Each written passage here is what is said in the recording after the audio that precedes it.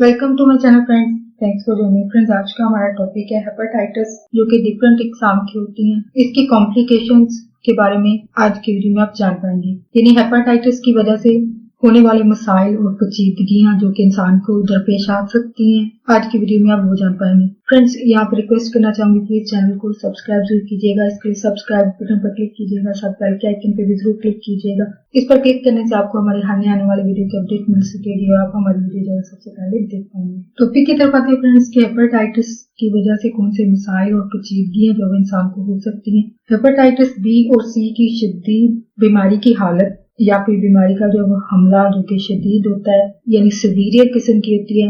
ऐसे मरीज की सेहत के लिए बहुत सारे मसाइल जो है वो इसकी वजह बनते हैं, क्योंकि बी और सी के शिकार लोगों के जिगर पर ये वायरस जो है वो काफी असर करता है। बी और सी के शिकार लोगों को जो है मजीद खतरा जो पेश आ सकते हैं वो ये हैं। जिगर की बीमारी जो है वो शदीद हो सकती है, यानी सीवियर कंडीशन हो सकती है ऐसे लोगों के लिए। सेकंड, सोराइसिस हो सकती है बीमारी। ऐसे लोगों को जिगर का कैंसर यानी सरतान होता है। जब इंसान का जिगर जो है वो नॉर्मली यानी आमतौर पर काम जो है वो करना बंद कर देता है, तो इसकी वजह से लीवर फेलियर जो है वो इंसान को हो सकता है। तो जिन अफराद का जिगर यानी लीवर फेलियर अगर हो जाता है, तो इनको जो है वो मजीद मुश्किलात, पेचीदगियों, कॉम्प्लिकेशंस का जो है वो मसला का सामना जो है वो करना पड़ सकता है। और वो कॉम्प्लिकेशंस ये हैं: खून बह सकता है यानी ब्लीडिंग हो सकती है, ब्लीडिंग डिसऑर्डर जिसको कहते हैं। इसके अलावा पेट में पानी पड़ सकता है। इसके अलावा जो नेक्स्ट कॉम्प्लिकेशन है वो ये है कि जिगर में मौजूद जो वेन्स होती हैं, रग होती हैं, इनमें ब्लड प्रेशर जो है वो बढ़ जाता है।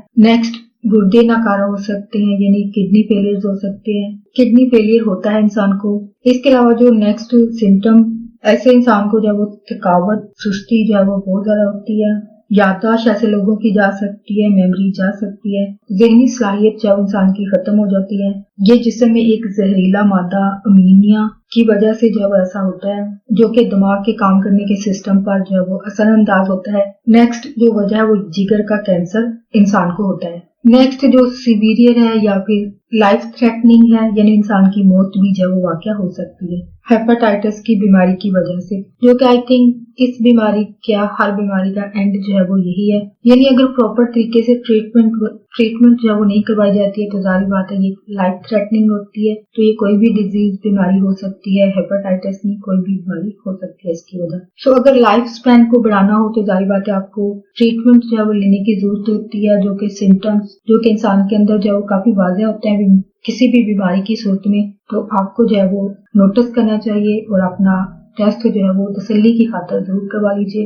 कुछ लोग जो है इसको सिर्फ तावीज गंडे कहते हैं, हालांकि ये एक नेचुरल प्रोसेस है, अमल है। यानी जैसे जैसे इंसान की उम्र जो है बढ़ती है, तो साथ साथ बीमारियां लगने का खतरा जो है वो उतना ही बढ़ जाता है। लेकिन ये भी देखा गया कि बहुत सारे लोग जो है वो 40-50 तक जो है वो फिट रहते हैं। तो जाहिर बात है वो उनका सिस्टम ऐसा होगा, या फिर पीछे से जेनेटिकली इनको ऐसी बॉडी या फिर जीन्स मिलते हैं जिसकी वजह से ऐसे लोगों को बीमारी जो है वो जल्दी नहीं लगती है। बट ये एक कुदरती अमल है या फिर इंसान फानी है जिसको कहते हैं, हर किसी को जाना है। तो जाहिर बात है बीमारी लगना एक नेचुरल अमल है। तो ज्यादा तकलीफ से बचने के लिए बेहतर है कि ट्रीटमेंट ले ली जाए, ताकि क्योंकि ट्रीटमेंट के जरिए जर्म्स को जो है वो कंट्रोल किया जाता है। यानी इंसान बीमारी के साथ जो है वो 20 से 30 साल भी लाइफ जो है बढ़ सकती है, बट ट्रीटमेंट के लिए देर नहीं करनी चाहिए। तो अगर आपको जाहिर तौर पर सिम्टम्स एक इंसान के अंदर नजर आ गए हों कि वो बीमार है, तो एक दफा टेस्ट जरूर करवा लीजिए, बजाय ये कहने के कि किसी ने जादू करवाया है।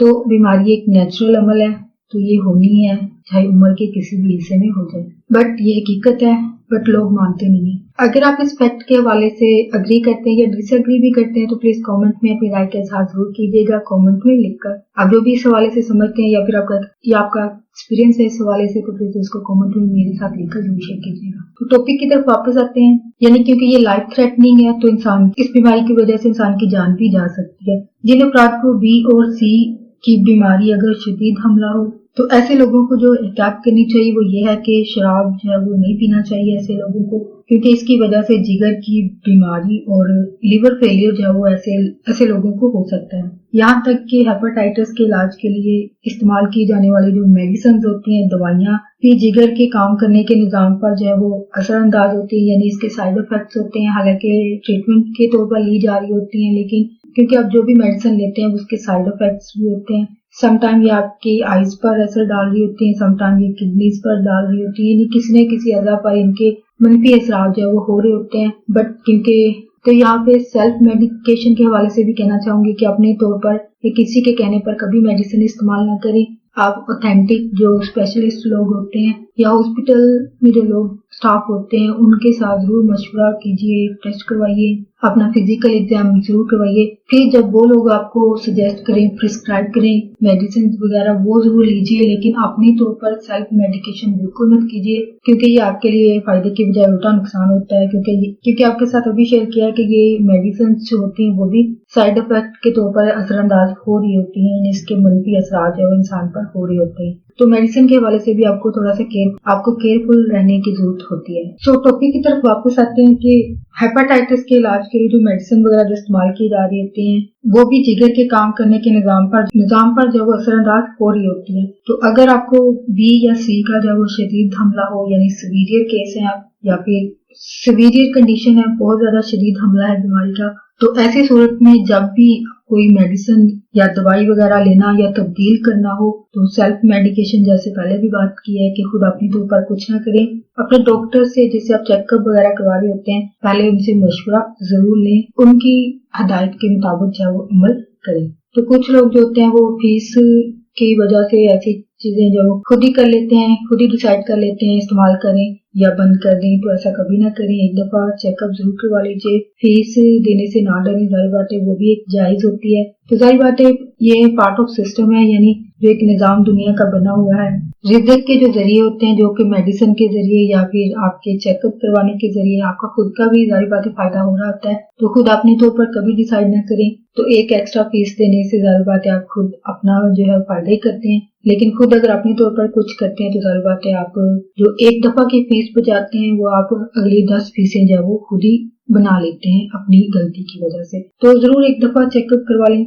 होप फ्रेंड्स आज का टॉपिक आपके लिए इन्फॉर्मेटिव और इंटरेस्टिंग रहा, तो प्लीज मजीद अवेयरनेस और गाइड के फ्रेंड्स एंड फैमिली के साथ वीडियो को शेयर जरूर कीजिएगा। वीडियो को प्लीज अगर कोई बात सीखने को मिली है, कोई बात दिल को अच्छी लगी है तो मेरी वीडियो को लाइक और शेयर जरूर कीजिएगा। आपकी कोई भी क्यूरीज है, कोई क्वेश्चन है इस टॉपिक के हवाले से उसको कमेंट में जरूर लिखिएगा। आपका वीडियो देखने के लिए बहुत शुक्रिया।